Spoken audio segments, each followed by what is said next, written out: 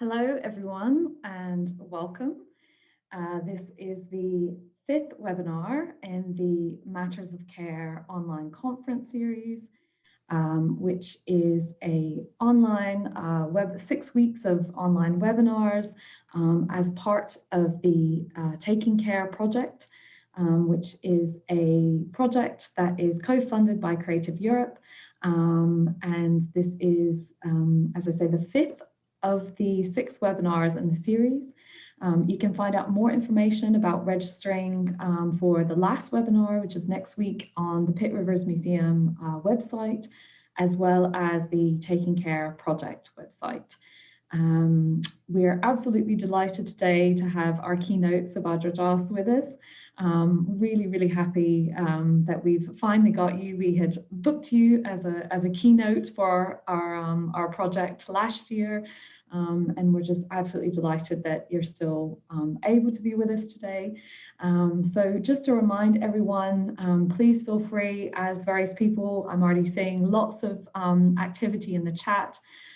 Please do feel free to say hi, tell us where you're joining in from, what the weather's like. We're often talking about the weather on this chat, which is great, just to know where everyone is. And then if you have any questions for Subhadra or Marenka, please use the Q&A function. And that way we can, at the end, when we come to taking questions, we can go through your questions. And then another thing to mention is that all of the webinars are being recorded. So if you haven't been able to join us for our previous webinars in the series, you can find recordings of those on the Pitt Rivers YouTube website. And this webinar will also be recorded and will be available normally in a couple of days' time on the Pitt Rivers YouTube account. So just keep looking back there, and they will be added when we can get them all edited and up on the YouTube site. I'd like to also have a very warm welcome today. Each webinar we've had Oxford students who have been taking over our Pitt Rivers Twitter account. And today we have 2 students joining us. We have Madeline Roughton, who is a master's student in Nature, Society and Environmental Governance at the Oxford University Centre for the Environment. And we've also got PhD student Hannah Eastham. And Hannah is a PhD student in anthropology in Oxford, and she's also affiliated with us here at the Pitt Rivers. So we're really delighted that we have both Hannah and Madeline live tweeting all about this webinar today on the Pitt Rivers Twitter account. So please also feel free to interact with them. They love to hear from everyone and say hello. So thank you to both of you for doing that. So we've heard a lot of diverse things in this webinar series so far. We've talked about topics as diverse as filmmaking and activism and environmental justice and communities. But today, Subhadra is really going to take us back to fundamentals and talks to us about what is a museum for. So we're really excited to have her join us, and I'm going to hand over to my colleague at Pitt Rivers, Marenka Thompson-Odlum, who you've also seen throughout this series. You've been tuning in with us. So Marenka, I'll hand it over to you to introduce Subhadra for us today. Thank you. Thank you, Ashley. And good afternoon, everyone, and thank you for joining us. It is my honor and pleasure to introduce our speaker for today, the incomparable Subhadra Das. I feel like this intro should be accompanied by jazz hands or spirit fingers or something, but I shall control myself. Subhadra is a writer, historian, broadcaster, and comedian. For 9 years, she was the curator of the science collections at the University College London, where she worked with the eugenics and pathology collections and the auto icon of Jeremy Bentham. Earlier this year, she was a researcher in critical eugenics at UCL's Sarah Parker Remond Center for the Study of Racism and Racialization. She regularly talks to diverse audiences in classes, seminars, lectures, public talks, and stand-up comedy about all aspects of her work, from the history of scientific racism to working with human remains. She uses historical archives and museum objects to tell decolonial stories in engaging and affirming ways. I know you're all excited to hear from Subhadra, so without further ado, I will hand you over to her and see you in a bit for the conversation portion of the webinar. Subhadra, they're all yours. Thank you so much. And thank you for such a warm welcome and for having me here. It's just such a pleasure to be here with you all, even if I can't see you. I can see the numbers are looking pretty healthy at the moment. There are more of us than there were of the Dalmatians in the famous film. So welcome, everyone. I have some prepared things that I'm going to be saying, but obviously the really fun thing is going to be the conversation afterwards. I'm going to be reading from my notes, and so feel free to, switch your, like, just be listening. I hope that what I say is of interest to you. Maybe the thing to just tell you is that I'm in a very emotional and strange place, as I think we all are in various ways. But I think this week particularly even a little bit more so. So please do bear with me as we go through this together, and I hope that this is going to be interesting to you. What is a museum for? When I was 4 years old and we were in London on holiday visiting family, my parents took me to the Natural History Museum. As we stepped into the cavernous entrance hall, I stared up into the face of an enormous skeletal dinosaur. And from that moment on, I knew that I wanted to work in a museum. Is the cliche story that almost every museum curator will tell you, which is annoying because in my case, it kind of happens to be true. That dinosaur has been a constant source of disappointment for me.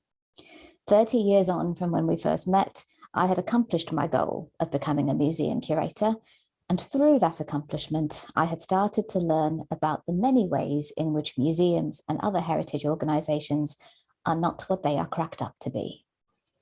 At a basic level is the theatrical edifice. Ask anyone who works in a natural history museum, and they will tell you that pretty much any dinosaur skeleton that has ever made an impression on you is probably fake. That is, it is a plaster replica of an actual fossilized dinosaur skeleton whose stone bones are far too heavy and unwieldy to easily be put on display, and which live safely packed away in a museum storeroom. In a museum, much emphasis is placed on the value of objects as authentic, that is to say, as the real thing. Look at the fuss that happened when the Natural History Museum decided to take that fake dinosaur skeleton off display and replace it with an actual whale skeleton. They thought they were doing a really cool thing.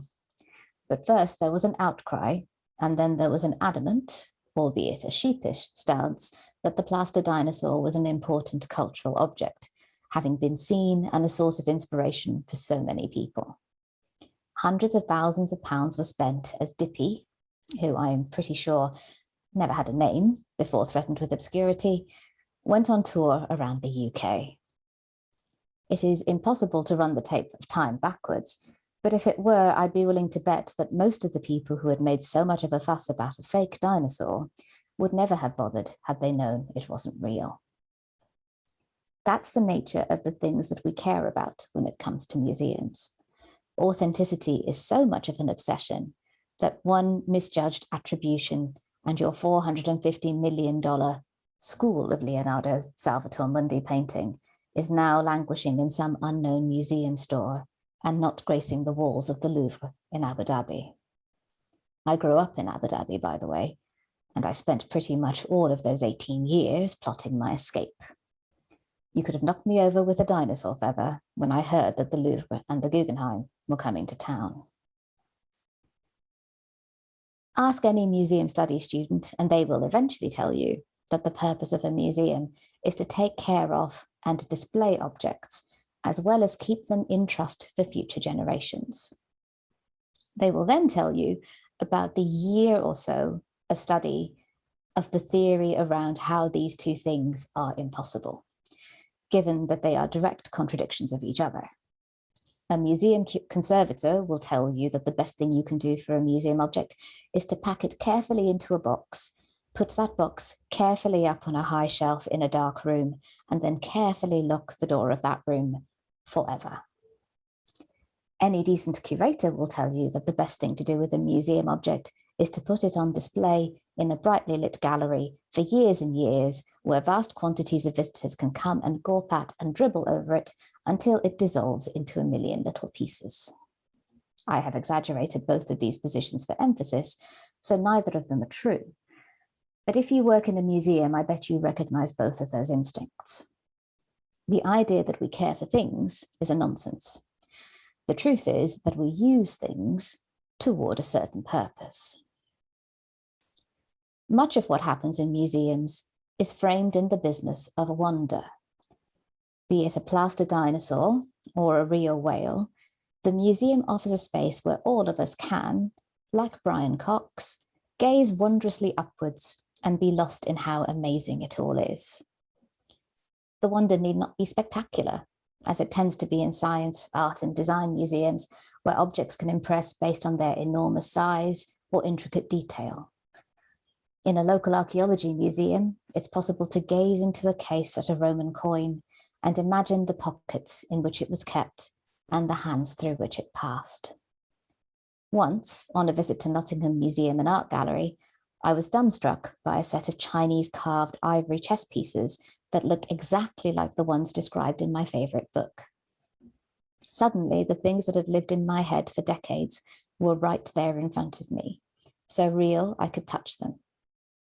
But of course, we are not allowed to touch things in a museum.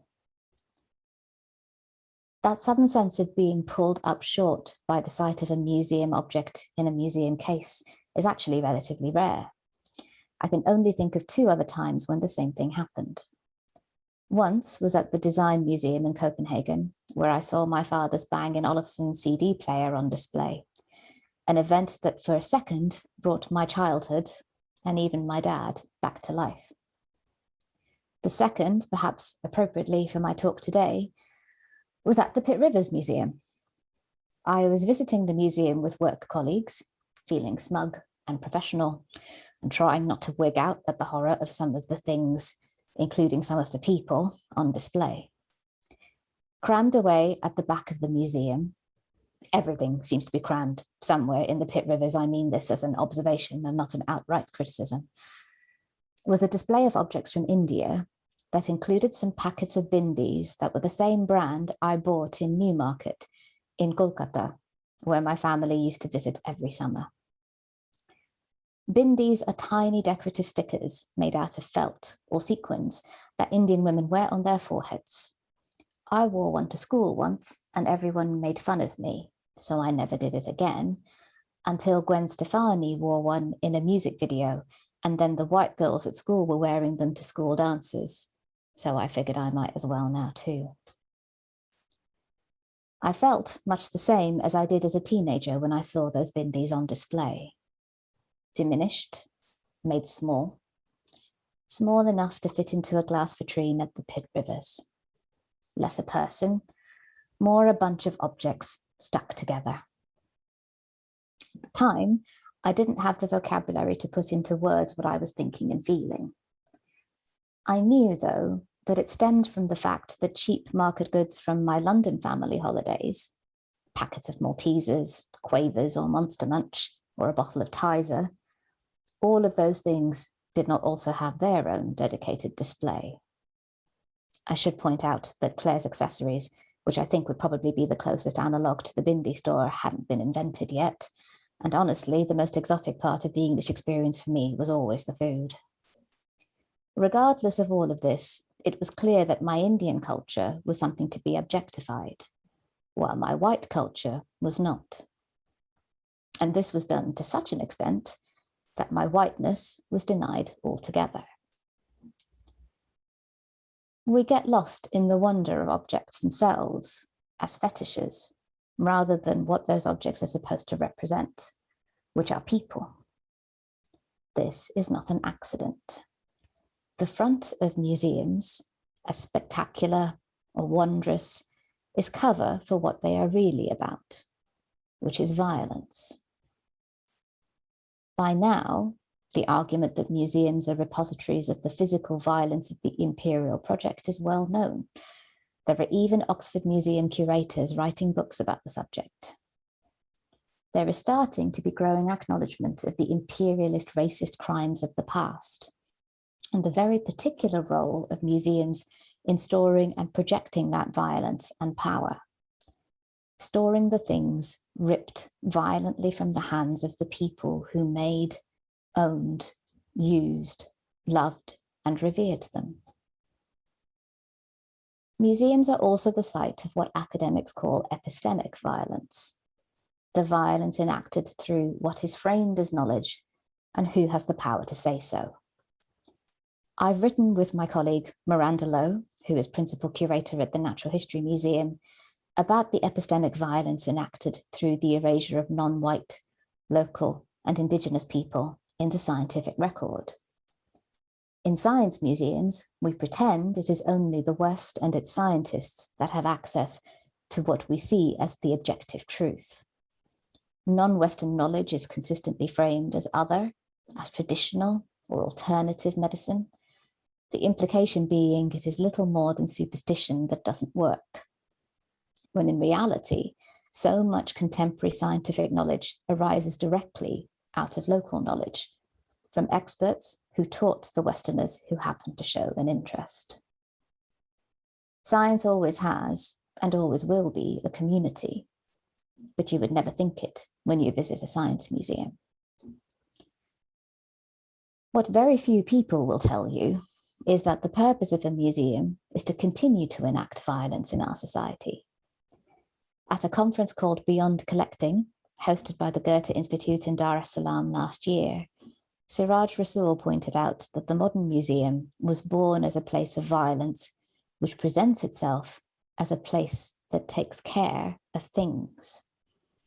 As such, care is a dangerous and violent ethos in itself. Inherent in the idea of care is choice. Beyond the bounds of our families, for the most part, we choose the things or the people we care about. As such, we replicate the racist, sexist, classist, ableist, homophobic, all of the other ists, biases of our society into our museum spaces. Our biases frame the spaces of our care, and as such, they are oppressive. Where in the field, British soldiers razed Benin City to the ground with the use of machine guns, in the museum, we use our tightly regulated 70-word labels to diminish people, or more often than not, erase their existence completely. Historically, museums used to legitimize race science by putting human skulls and other body parts on display and hosting eugenics conferences. Today, they do the same thing by choosing not to engage with the subject at all, for fear of what the racists or the Daily Mail will say. Our seeming inability to talk about race is clearly the thing that is keeping us racist. I don't think my parents could have appreciated just how important that first museum visit was going to be for me in terms of my career. Apologies for the sound of the sirens there, that's living in London for you. I'll try that again. I'm just going to have to soldier through. I don't think my parents could have appreciated just how important that first museum visit was going to be for me in terms of my career. But one thing I think they did appreciate was how important that visit and all the ones that followed to museums all around the world was in shaping my upbringing and turning me into a version of someone fit for society. I remember we bought a book in the museum shop that was all about animals, including a whole chapter on dinosaurs. At the weekends, on her one day off from being an overworked doctor and surgeon, my mother would sit with me and we would go through the book until I knew, and still know, how to pronounce and spell the names of all the dinosaurs. The day they brought back the Brontosaurus was a happy day indeed, even if it reminded me of how I used to be that kid in class, the one who always had their hand up, so much so that the teacher called them out, saying that they should let someone else have a go instead. No one else did, of course. They hadn't read the same books that I had. My parents did everything they could to take the best possible care of me. They sent me to English medium schools when all our family friends sent their kids to Indian or international curriculum schools. My dad insisted I learn to play the piano, despite the twin impediments of me really not wanting to and being really bad at it. I was only rarely allowed to go out with friends or sleep over at their houses, usually as a reward for a good report card and never during term time. Your education is the one thing you gain for yourself that no one else can take away from you, my dad told me. In some ways, all of this was another cliche, the imperatives of immigrant parents with, for the most part, conservative attitudes, whose utmost desire is for their children to get more out of life than they ever had.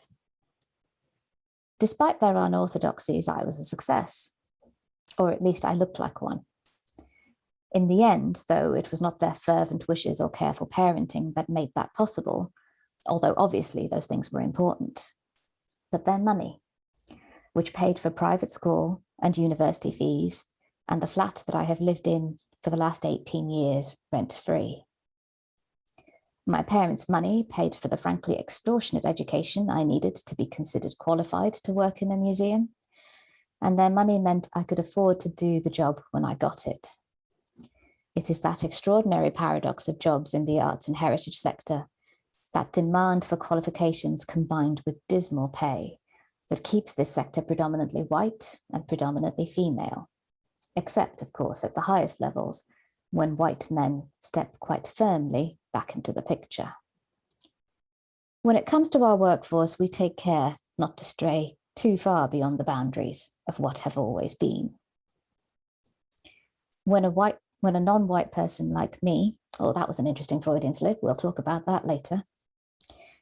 When a non-white person like me joins the museum workforce as part of an initiative to diversify that workforce, as I did, they are presented with a situation where they are token, a human talisman to ward off the accusations of institutional or systemic racism.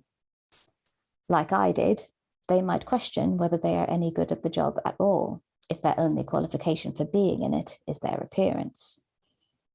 As I have seen in so many instances, though, being token is no barrier to being exceptional, and so many of us are both. To excel in these circumstances comes at a price. I have had to shape myself into a form that makes up for in polish, which is to say that I sound posh, what it lacks in solidarity. To be able to thrive in any way working in museums today, if you are not white, involves putting your shoulder to the wheel of a system that continues at best to ignore and at worst to dehumanize non-white people. Take one look at our museums, our country houses, even our heritage landscapes and monuments, and it is immediately clear who we care about and who we don't. I'm speaking in generalisms here, of course, and I'm mindful of some of the brilliant community-minded work some of our colleagues are doing in museums, but I fear that they are the exception and not the rule.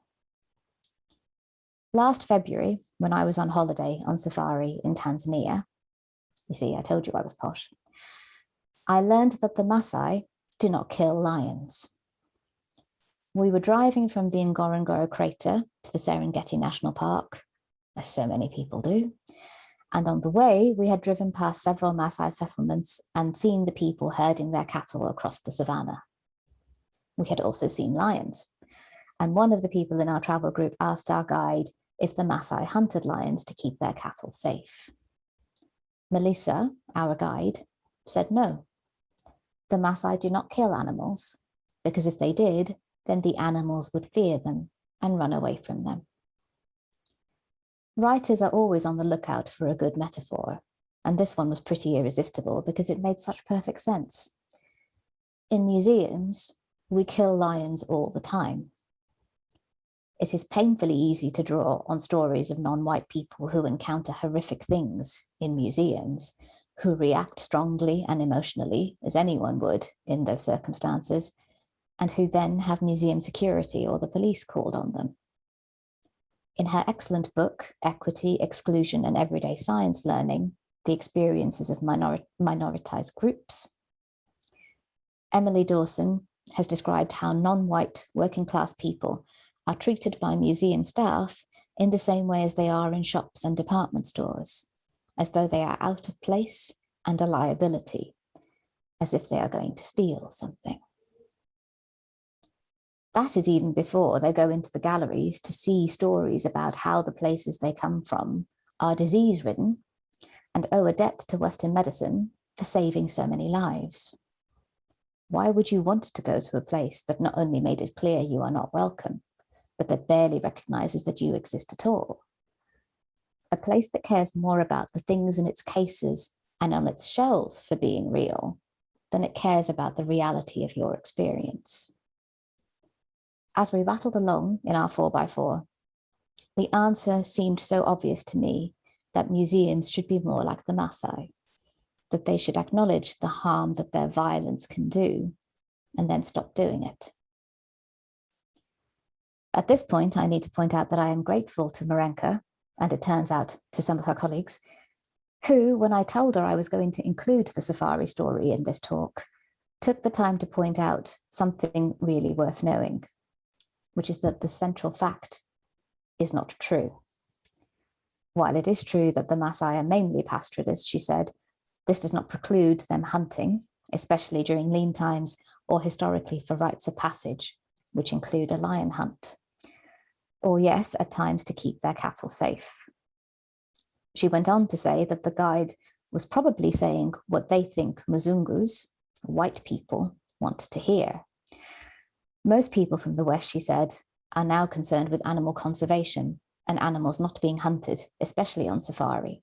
They come to look at animals that are alive and well, and as a result, they are presented, the face that is presented to tourists is of wildlife conservation and sometimes of people being disruptive to it. Marenka brought up another question about how Western notions of care and conservation are in fact sometimes an act of violence towards the Maasai. Their knowledge of the land, animals and environment, their knowledge of the land, animals and environment is ignored when it comes to policy, while at the same time they are trotted out to us tourists to simultaneously feed the narrative of a noble savage to fit with Western ideas of animal conservation. It turns out that what I thought I was getting, that while I was out on safari, getting away from it all, I was back in the museum and listening to my guide with white ears. When I was a museum conservator, all those days ago, my practice consisted entirely of acknowledging colonialist, racist, and eugenicist histories in contexts that most of my colleagues had never really noticed were there or were happy to ignore. And I should say, by the way, not all of them. Certainly all of them who work there now definitely acknowledge those things. It is important to point out that there was nothing revolutionary in my practice. I was a museum curator who put on exhibitions, like any other museum curator who puts on exhibitions. It's just that some of my exhibitions were about contentious subjects, and I was a brown person the whole time I was doing it. I think I was a successful curator. I was good at my job, and people seemed to like what I did. My mum is proud of me, and she says my dad would be too if he was still around. There is, though, still a problem with this model, which is that my personal success, because as we have seen from all the things that I have been talking about today, my personal success continues to turn the cogs of the colonial machine. It continues to uphold the notion of a museum as an exclusive space, where only certain people are allowed to touch things, to tell stories, to be privileged in this very particular way. It continues to help the museum to do what it has always done, which is keeping people in their place. Where then are we to go from here? Well, the choice, it seems to me, is between who we are now and who we want to be. A choice between what the museum was for and what it could be for if the change were possible. In what ways can we make the museum a space that is truly for everyone, not under the facile heading of inclusivity, which only serves to reproduce the existing structure of power, not in ways that continue to be about wielding power, authority, and privilege benevolently, but about finding solidarity by dismantling unjust power systems and working together to find common goals. The more I learn about them, the more that I think museums could benefit from learning about the abolitionist movement that seek to dismantle the police and prisons. Both of these are institutions, like museums, designed for keeping people in their place. Do I think this is possible? Well, as both an optimist and a feminist at heart, of course I do. But the time that will be the test of it is now. As a historian of eugenics, I can easily call the actions of the current Conservative government fascism, even before they started to dictate what can and cannot be taught at universities and schools, what historical figures are to be celebrated and not criticized, and whose funding is at risk if they dare to disagree. It takes real courage, leadership, and vision to stand up to fascism. And I would say that if you are unconvinced that a change is necessary here, even with what you know the role of the museum to be and the violence it continues to enact in our society, then maybe this isn't the job for you. More positively, no lesser a cultural organisation than the Church of England yesterday published new guidance for its parishes on the ways in which to address their legacies of slavery and colonialism that currently stop them being a welcoming place for everyone today. And if the Church of England, the National Trust, Kew Gardens, the Museums Association, if they can all start to do this, then I see no reason that the sector can't change in its entirety. That it is time that we all took ourselves out of our boxes and to see what we can possibly achieve together. When I was first asked to do this talk, which is more than a year ago now, and before the COVID-19 pandemic intervened, I was in a very different place from where I am now, starting work as a freelancer. And before I dive into that new career, I'd like to take this opportunity to publicly thank, along with my parents, some of the people who helped me to get to where I am. It's a long list of names, brace yourself, and it's not even nearly complete, so I'm sorry if I missed you out. You all do know who you are. Paul Burnside, Hugh Kilmister, Jane Dunn, Sally MacDonald, Hannah Umar, Debbie Chalice, Gabriel Mashenska, Nathaniel Coleman, Adam Elliott Cooper, Jack Ashby, Miranda Lowe, Sarah Wajid, really all the people in Museum Detox, Caris Bradley, Chiara Ambrosio, Emily Dawson, Jo Kane, Caroline Bressy, Anna Cornelius, Angela Saini, Roma Agarwal, Katrina Wilson, Fiona McClement, Paul Gilroy, and Kaiser Kahu. You all took care of me in a museum, academic, and publishing world that does not reward you. In fact, sometimes it actively punishes you for that behavior. You took care of me when you didn't have to, and for that I am eternally grateful and also eternally inspired. The point being, of course, that when we take care of each other, the wonder takes care of itself. Thank you for listening. Oh, Marenka, come help. I managed to do that almost entirely without crying.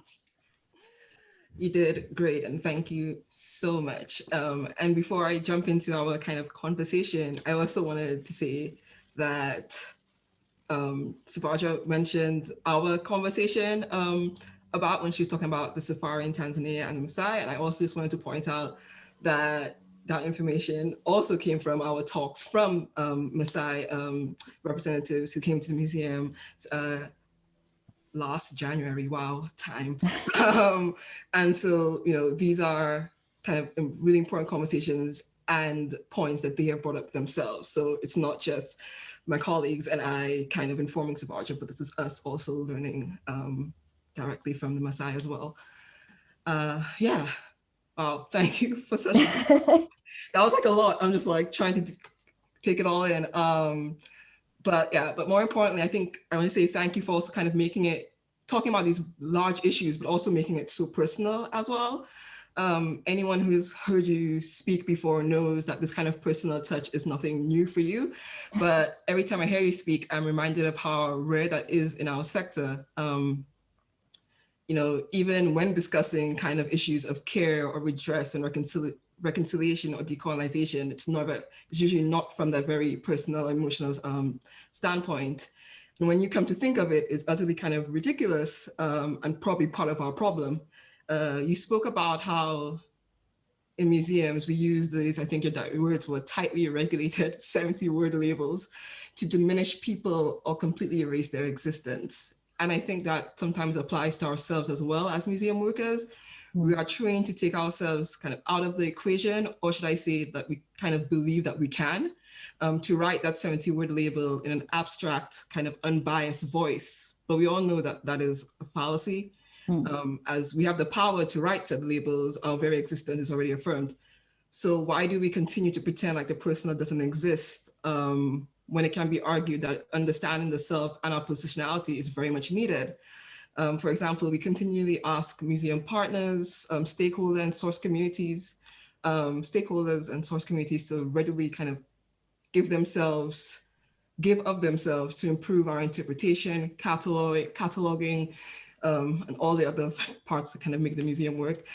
Just last week at this conference webinar, we had the Poklani Hawaiian Quilting Group as guests, which was very much a success because of their willingness to frame their work within the context of personal successes, losses, and community, yet we rarely give anything of ourselves up. So I guess my question is care in the most optimistic use of that word even possible then? Sorry, that was like a lot. But thank you, because it gave me time to stop crying. And so I really appreciate that. And yeah, I think, so I don't think I'm necessarily, I'm probably, it's unusual, but certainly not unique to speak from personal experience in museums. But like so many of us kind of exist at this intersection, right, of like who the people who we are versus the people who, when we check ourselves into the door. And this is becoming my byword, although it's easy enough for me to say because I've just quit my fancy museum job, which is professionalism is the enemy. Because, every time I found myself having to tell stories that are different from the stories that are usually told, it's like, okay, well, how do I do that in the 70-word label? And in some ways it's easy because you just say, this person was a racist, this person was a colonialist. We just have to start calling them the things that they were. But yeah, so much of it then involves kind of reshaping ourselves into these different things. So in some ways, it's important that we take care of ourselves. This is why Museum Detox is so important, is because it's a space for some of us who do this work to be there together, and we can take care of each other. And yeah, I think the trick is then we have to reshape care, because the way that care has been wielded like a weapon in museum context is that it's like some people can care for some things, and at no point do we think about what that care means for people. So the people who are, and actually the metaphor of care in the museum context back in the days, and still kind of is like, okay, well, here are the spaces where working class people, the great unwashed, can come, and they, through the culture will care for them to raise themselves up and become better people. So this was supposed to be this sort of transformative thing that was going to happen, which is equally a nonsense. So yeah, it's again cliche. Care about people, don't care about things.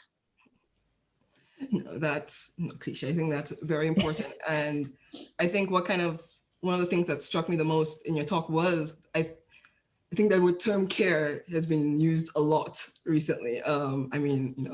This conference is taking care of matters of care. I just recently read a job description where the term care was used quite a bit as well, which is also a turn to the positive, but also the fact that you talked about, care as being a choice, but also sometimes epistemic violence happening within the context of care. And I think that is something that may not be unfamiliar to people, but I think it's much harder for us to grasp or see. It's not kind of like the physical violence, for example, of looting, but, how is that? I think it's just it's very hard to see, but you think of the notions of care and you don't think of doing harm.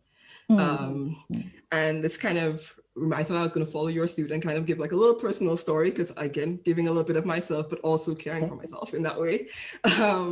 Is that, kind of, I grew up in St. Lucia in the Caribbean island. Wow, I had to think about that for a second. Sorry, parents who are listening to this.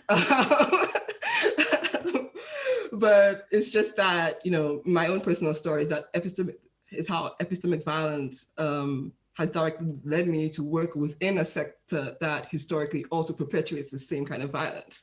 And what I mean by that is, growing up, as I said, in St. Lucia, the Caribbean island, we didn't really have a museum per se for me to kind of spark that kind of wondrous joy that you spoke about as a 4-year-old. But what I did have was something called the Logos 2 ship. And this was I think it was basically a charity run, and it was a ship, kind of a small cruise line that was a bookstore and traveled all across the world with selling books at these very discounted prices. They were usually things like encyclopedias. It's always the encyclopedia. Right? Yeah. Encyclopedias, like art history books, lots of Bibles and dictionaries in dictionaries of different languages, but only European languages. And they specifically traveled kind of all across the world, from what they called underdeveloped nations to selling these at discounted prices. And this was kind of like the best time for me growing up. They only came like maybe every 3 or 4 years. I would like just be like, Mom, Dad, we have to go. Go buy books. Yeah, to buy books. I remember one time they had engine trouble, so they were there for an extra month, and it was just like going to the circus for me. I was so happy. But what that kind of, and those books, I still have all those books. A lot of them had about museums and art and all these kind of objects and artifacts. And they helped me to fall in love with museums. But what they also taught me what was quote unquote worth preserving, displaying, and writing about. And so the Logos as a charity, their whole thing was care, right? They were full of care. But their care in all those books, that they kind of, in all those books that I bought and I read, they also partly made me discount my own local and regional knowledge, art and, music, etc. And that's this is not only because of the Logos. Of course, it's part of the education system, whatever I saw on TV as well. But in ways, it prepped me to fit into the museum world. It taught me what the canon was. It taught me the right words, but also at the expense of other types of knowledge that were kind of right next to me the entire time. And so you can imagine my surprise when I stepped into this world, which those books had taught me all about. But then I stepped into it and I realized that this place was never conceived or built for a person like me, i.e. a person of African descent from the Caribbean. And it's no matter how much I polished myself, because you use that term polished, and due to kind of the epistemic violence that had also been enacted upon me in ways for so long, I had no other epistemology to grasp or fall back on. And so it's just really interesting, because what I've come to realize is that certain notions of care can also kind of bring upon all this harm. And so my question in all that kind of rattling is, how do we do care in museums differently so that we aren't creating future mini-me's that are a hot mess of contradictions, disappointment, sometimes delusional hope, and also exist in an epistemological limbo? What does care look like, or should look like in a museum? Sorry, that's not a small question. No, it's a huge question. But I was just like, but you do all this, but you keep it all inside, because it's so professional, right? It's like these are the people that we are in the public sphere. How to do it? Oh man, I don't. This isn't the main reason why I left, but I think this is one of the reasons why it's good that I have gone, right? Because I remember this was a conversation on Twitter last year. Someone had put out the thing, which is what is the best thing that you as an individual can do to improve the workings of the museum profession? And I retweeted and said I could quit, and I was only kind of joking. You, by the way, are under no means allowed to quit, okay? Because that's we need more people like you. Because I wasn't brought up in a tradition where that kind of solidarity is like a natural thing, you know, it's like that muscle is not necessarily as strongly built in me. It's something that I first had to learn that it exists, like so many of my other muscles. I haven't used those either particularly. And but to so much, and then to try to learn from other people who have been brought up in a tradition of we help each other, we are all people. And I oh, this is a very convoluted answer to the question, but I'm going to go back to, and I always, and it sounds like I'm always having a go at museum conservators, and I don't mean to. It's just that their profession provides a really, really good example. And I often wonder, is it the case that certain kinds of people decide they want to be museum conservators because they like the idea of keeping everything the same, you know, like keeping everything preserved as in aspect, as in permanently like this? Or is it their training that makes them like this? You know, is that where the priorities come from? And it's a very, I think it's probably a very chicken and egg question. And also I'm really misrepresenting the field as well. The vast majority of conservation professionals really do amazing work in terms of making our objects accessible to people. But then I start to wonder about, you know, what is the kind of person who is drawn to the museum profession as a profession? You know, what is it about us that makes us want to work in this sphere? And we come to it with good intentions, right? Because obviously the museum presents itself as a fun place. You know, when I decided to study archaeology as an undergraduate, I did it because of Indiana Jones. I didn't do it because I knew like about the intricacies of the theory and digging and how all those sorts of things worked. It's like, so I guess the first step is that now that if you are part of the museum world, if this is what your profession is, if this is what you do for a living, be more aware of this history and be more aware of this context, and then be very active in terms of how you can go about changing it. I said in the talk, I'm a feminist, and what that means is I believe that there are oppressive structures in the world, and that this is the structure is patriarchy, the structure is heteronormativity, the structure is white supremacy.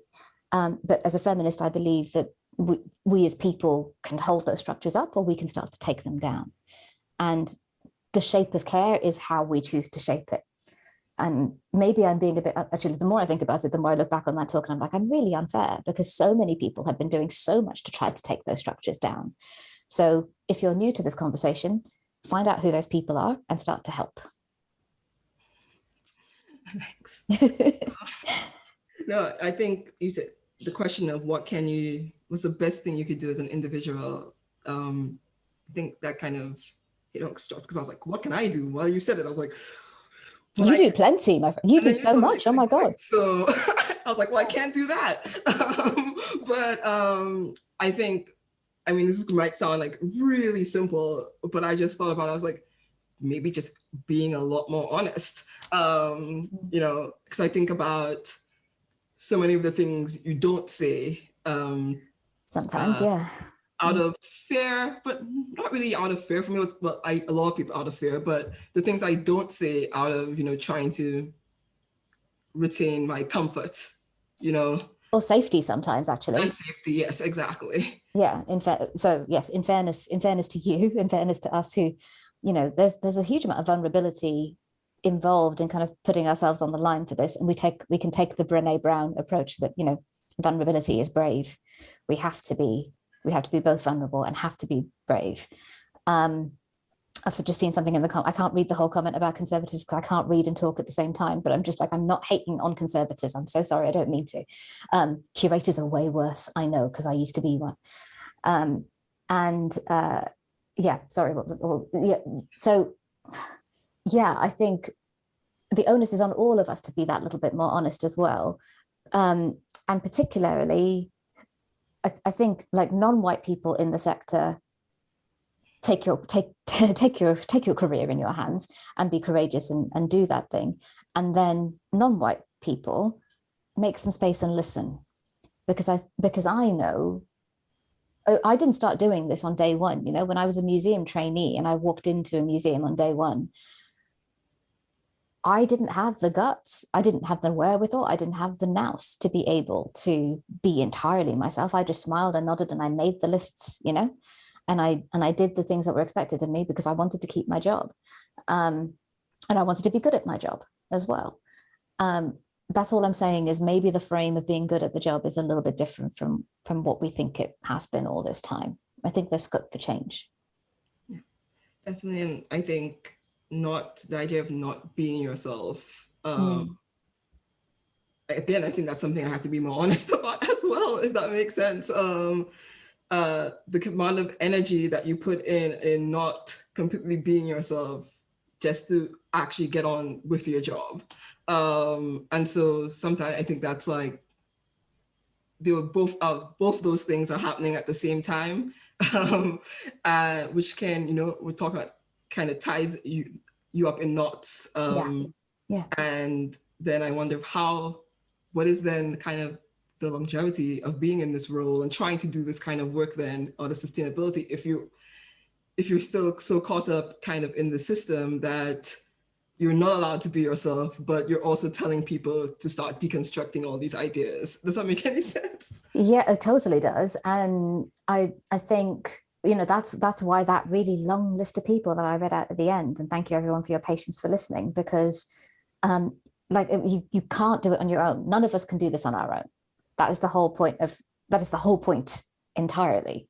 For every fancy museum director that takes credit for a massive project, and it's like, yes, okay, sure, yeah, Neil McGregor wrote that massive book all by himself, and he knows it all, right? I've said this publicly elsewhere, so I'm not afraid of saying it again here. It's like, we all know that that's a nonsense. So just in the same way as we wouldn't credit that one person at the top with the success of the entire organization, we as the pieces of the organization need to understand that we need to work together. And that is where real revolution starts to start to happen, right? We need to start to break down hierarchies, and it's about sort of these sort of false barriers between, false barriers. Who is a curator? Who is a conservator? What is the difference? Well, apart from, the expertise is important, but what is expertise keeping us? How is expertise dividing us in ways that it should be bringing us together? And then it's about acknowledging that really it's a thick, solid wall, right? That museum wall between us as professionals and those people on the outside. And I say this because I'm feeling precarious about it, right? It's like, I'm not a curator anymore, and I've been flying solo for like 9 whole days or whatever it is, on the clear understanding that I can't go back into those spaces that I used to work in and touch the stuff in the way that it was completely natural for years and years beforehand. And of course, it's completely arbitrary, because all I did was I passed a job interview, and then suddenly, kaboom, keys, door, everything is there. What are we doing to earn those keys and to earn that privilege of touching all that stuff? So much to unpack. There's a lot. Yeah, sorry. This is what we're here for. This is what we can bring. Try to do, solve all the issues in the next 10 minutes. Yeah. Well, another thing that from your talk was, I think you said we have our seeming inability to talk about race is very clearly the thing that is keeping us racist. And I just wanted to point this out. And I guess not only racist, but a lot of the ists that all the other ists, yeah. Race is a broad church, yeah. Because when I was kind of like listening and going over your talk, it was just, I was like, yeah, it is kind of fascinating that I can sit through so many kind of anti-racism discussion groups and all these other things in which the word race, Black, brown, or white is rarely ever mentioned. And my question is, I spoke to my mom about this, and she was just like, so what do you talk about then? What else is there? Right. Like, wait, but what have we then? I need for your mum to talk to my mum. Okay. It is wonderful in multiple ways, but not necessarily up on this discourse. It's a future date then. Yeah, and so it was kind of, and then this happens in multiple platforms and one of the things that I've been to, and I was just like, how is that possible? That this is the whole point of these like different workshops, yet we are not actually getting to, the actual heart of like what we're trying to talk about. Because it's in nobody's interest at this point in time, right? Yeah. It's in nobody's interest to talk about the real problem, because then we'd have to change. And at this point in time, because of the way the system is set up and because of who is benefiting from it. Sorry, this is a real downer. Okay, I tell you, I'm an optimist at heart, but you have to be pragmatic at some point as well, which is that there are people who are benefiting from the system in the way that it works, and they're not willing to give up the power and the privilege that they have. Of course, they're not going to listen to us. Of course, they're not. You know, that's why it's not simply about flag waving. It's not simply about you know, and me with my brown tears, and you know, this is not going to change anything. It's like we have to be able to see each other and to hear each other and to live in a space of solidarity. Until that can happen, nothing happening until that can happen. Yeah, and I mean, it's just even in, so I know I'm the research associate for Labeling Matters project, so a lot of labels in my mind all the time. And when it comes to thinking about writing new like interventions or interpretations, when I do use or think about using terms like white or black or brown, then, you know, there's a criticism that, oh, those can be inflammatory words or adversarial words. And well, yeah, sure. And yeah, so, carry on. And I'm just like, partly I am saying, so what am I supposed to say then? And the answer usually is preferably nothing. So you know, Marika, just shush. Nothing to see here. There ain't no racism here. There is no trouble here. We just keep quiet about it. And if we don't look at it, it goes away. Yeah. And that's not how I've used this metaphor before. And I don't know why it appeals to me, but like problems are like cows. You have to look them in the face. And when you look them in the face and go boo, then they generally move away. But I know. I don't know what cows you know, but well, it worked. You know what? I grew up in the city, so I've got no idea, right? It's like the cows that I encounter are mostly burgers by the time they get to me. And I think that they can tell, like real cows, they can tell when they see me. But like that's how I get, like other people, they just go whoop, whoop, whoop, whoop, and they clap their hands into and the cow goes away. And it's that, and I don't think the problem is going to disappear quite as easily as all of that, but you have to look in the face, you know, and to me it is, yeah, I completely sympathize with your pain and frustration at at essentially being told that the job that you are there to do is better not done, or possibly better done, you know, sometimes by somebody else. It is that's the bit that's tricky because of the ways in which people are racialized and because of the ways in which people are minoritized.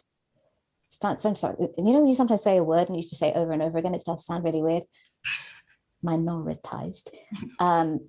The power is built into the system as to who gets to have a voice and who doesn't.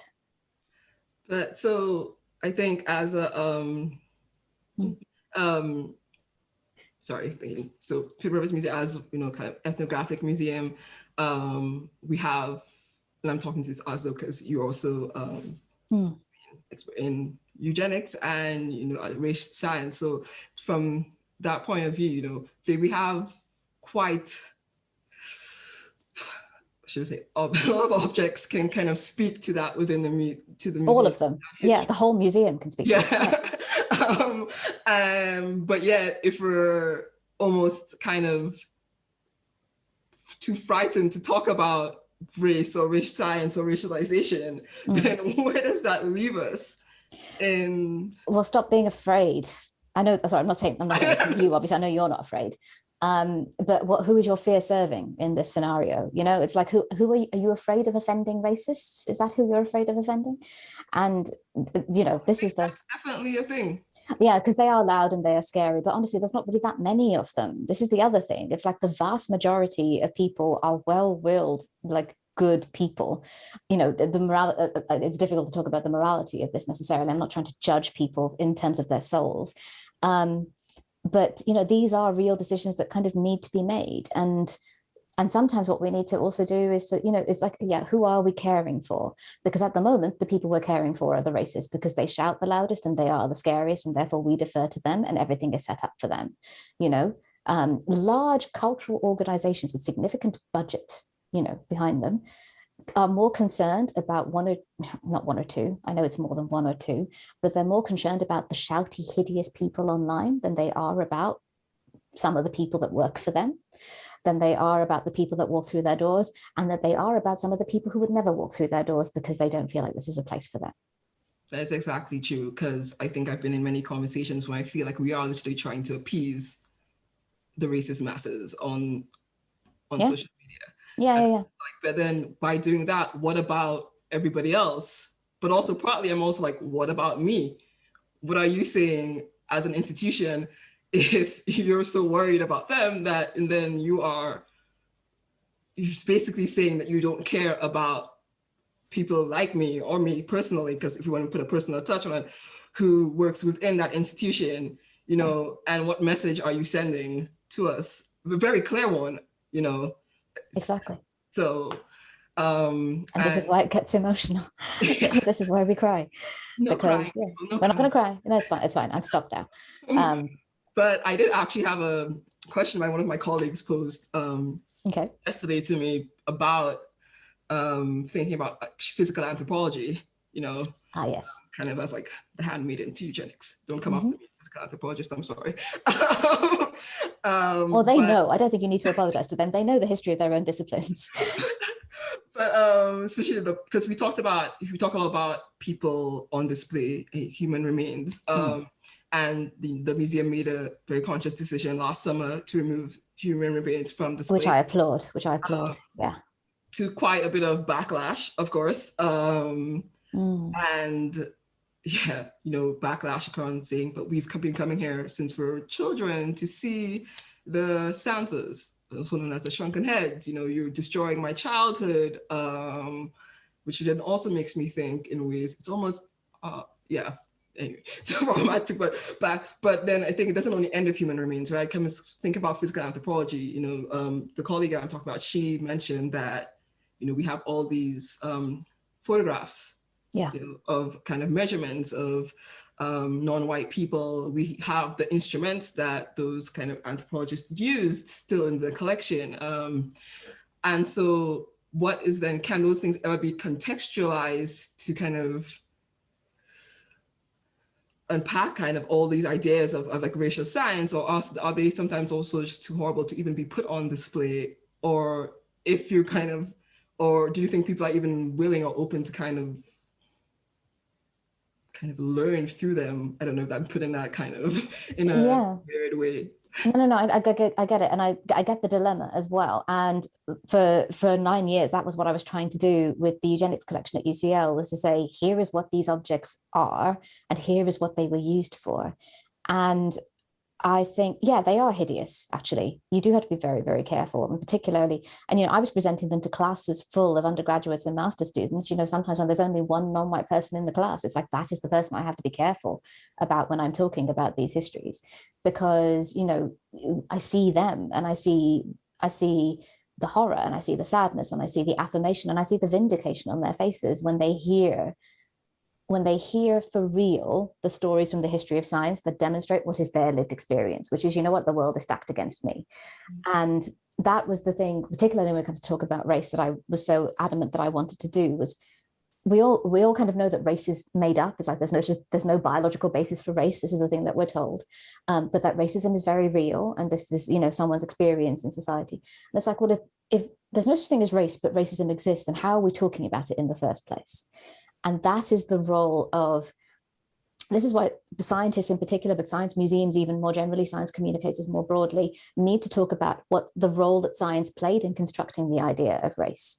Because when you start to understand that it is a social construct through the medium of science, then you can pay attention to why a geneticist will tell you there is no such thing as race. Because without that context, you're like, well, why are you talking about it? You must have been looking in the first place, right? You must have been researching. Why was that a question you were asking in the first place?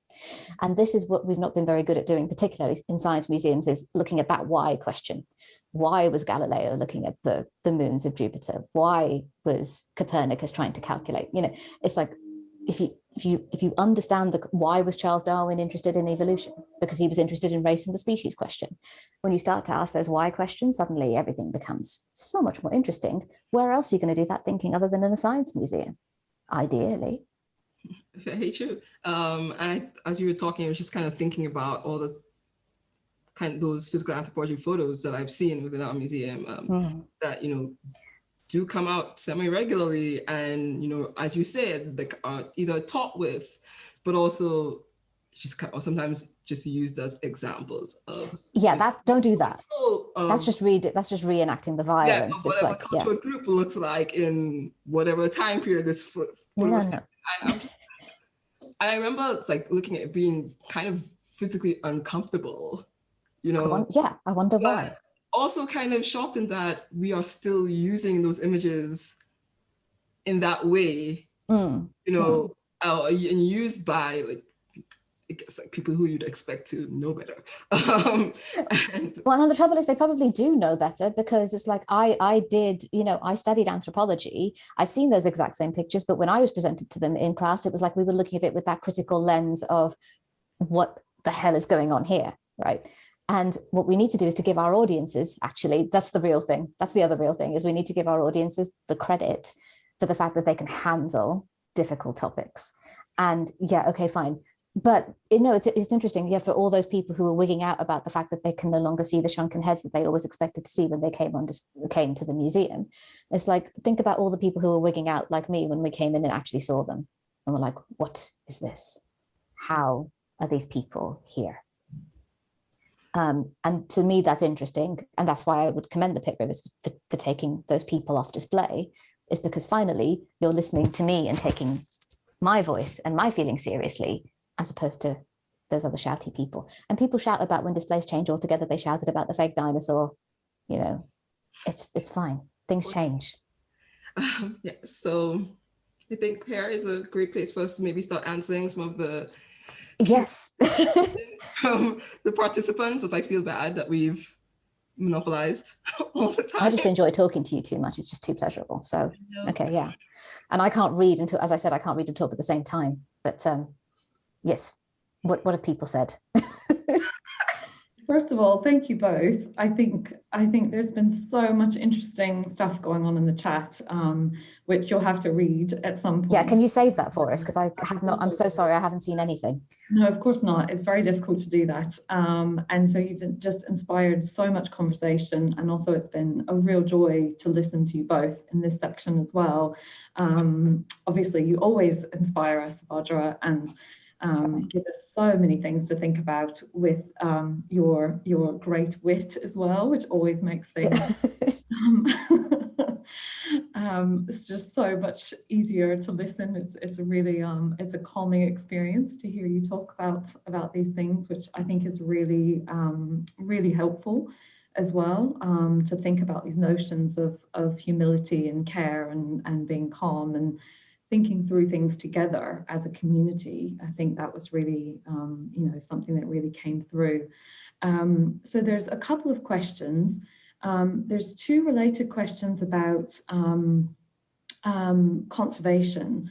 One from a conservator who is just thinking through the kind of conflict of, her question is it helpful to pose access and conservation in conflict? Because part of the question of the conservator is how do we, how do we use this well or how do we take care of these objects so that we can do, what we would like to do with them? And then there was another question from a student who is in a conservation program and asking about, sort of thinking about our collections, curation, and how can I be authentically me, shake up the system and still get a job. Yeah, sorry, I read that incorrectly. I was thinking that was a conservation, but it says an MSc in collections curatorships. Okay. So yeah, but part related to care of objects and being in that system, I suppose. So I think that I agree that is a binary that needs exploding. So the idea that access and care are two mutually exclusive things is not helpful. And, it's an old chestnut that museum studies has been dining out on for a very long time, if you forgive the mixed metaphor. I can't really answer it, but what I will do is I will say that some of the best experiences of my life in terms of community and community engagement, and that is me being part of a community, not necessarily being a museum professional, have happened around tables of food. And I think that when people come together and eat, and when food is made with love and with care, and that we can eat together and we can talk to each other and listen to each other, that is a wonderful thing. And eating is one of the things that really is difficult to do in a traditional museum space, because of the bergs, right? And because of of everything being eaten. So I think we just find ways to eat together a little bit more in conservation friendly ways, then that would be terrific.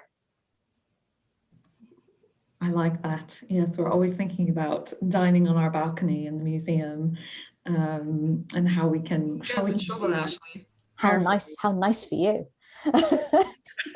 Don't get us in trouble.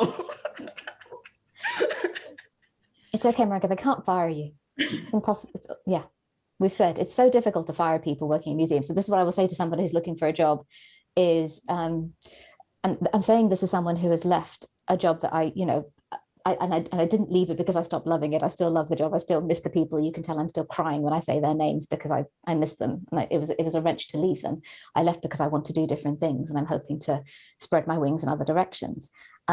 But if a job can't take you as you are, then that job doesn't deserve you. And I realize that that's easy to say as someone who lives rent-free in their parents' house. But remember that, because or at least know in yourself where you want to draw that line between how small you want to make yourself to fit into something. Go and offer to change the shape somehow, and see if people are listening. Because I think also people are. I think the tide is turning. No, thank you. That's also really also in answering the question about being authentically me and getting a job, and which I think is really key. That the tide is turning, right? And that's the thing to remember. There are two more questions. So there's one question. Some of you both kind of touched on it a little bit, but there was a question about what are some examples of the inability to talk about race within art museums? So, Marika, you mentioned this about labels and the sort of not using certain terms, not talking about race openly. But yeah, I think the question was about, possibly other examples of this in your own, careers. There's no short answer to this. I could go on for bloody ever.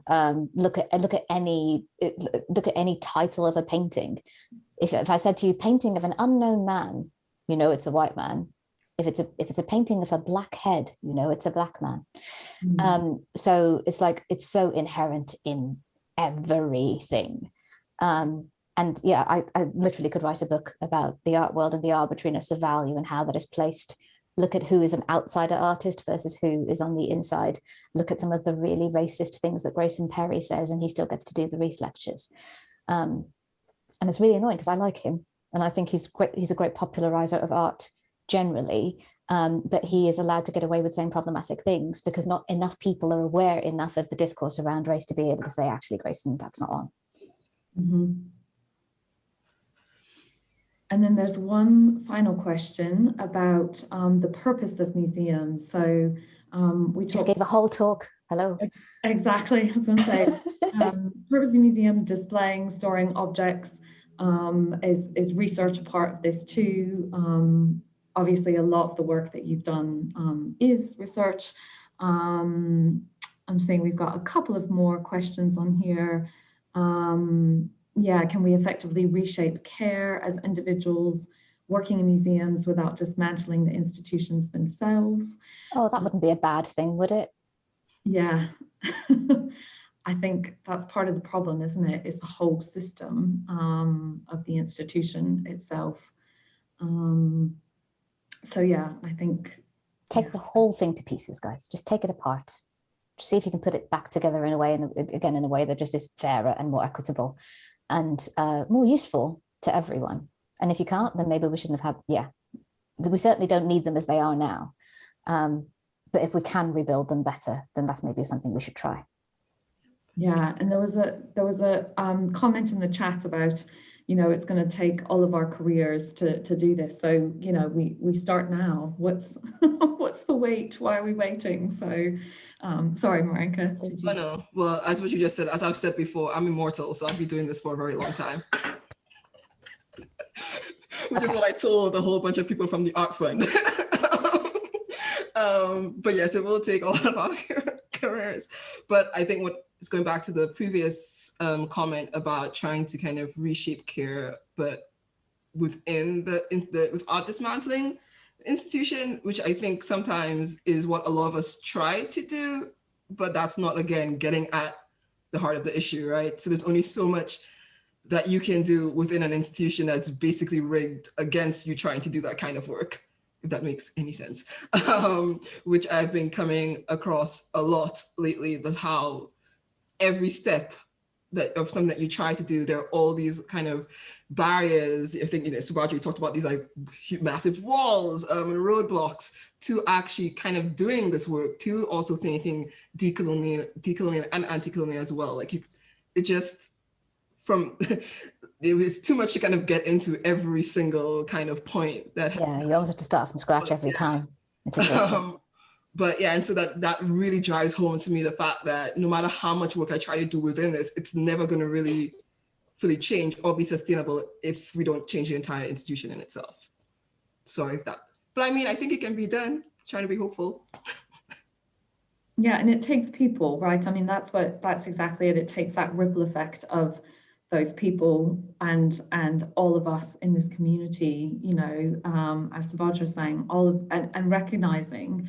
Thought it was really elegant that you recognized all of those people who have brought you on this journey.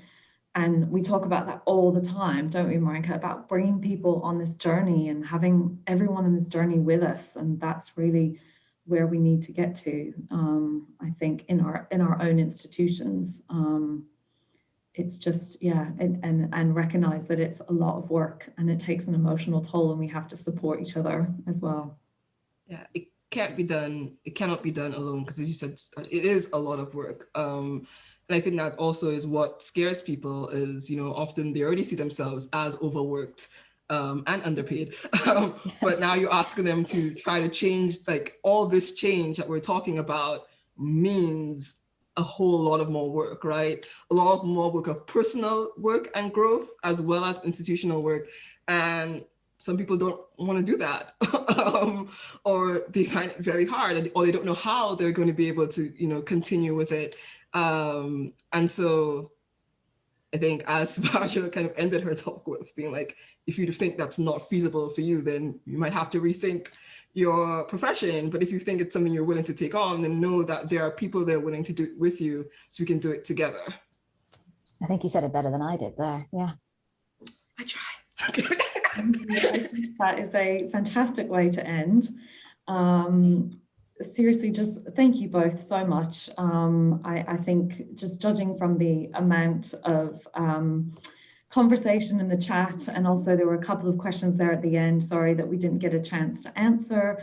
But yeah, just so many people really responded. So thank you both for also just sharing, your personal histories and thoughts about your career. I think it's made such a difference in being able to connect, but also, thinking through these topics with us that are not easy topics to discuss. So thank you both so much. And this is just to say that our last webinar is going to be next week, back at the normal time on Thursday morning.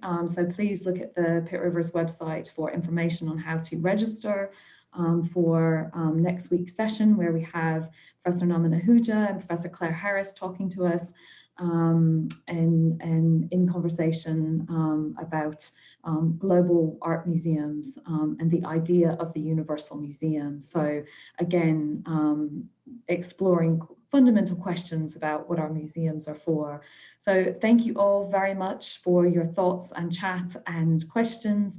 We very much appreciate it, and thank you again to our keynote, Subhadra and Marinka, for a fantastic conversation. Really, thank you both so much.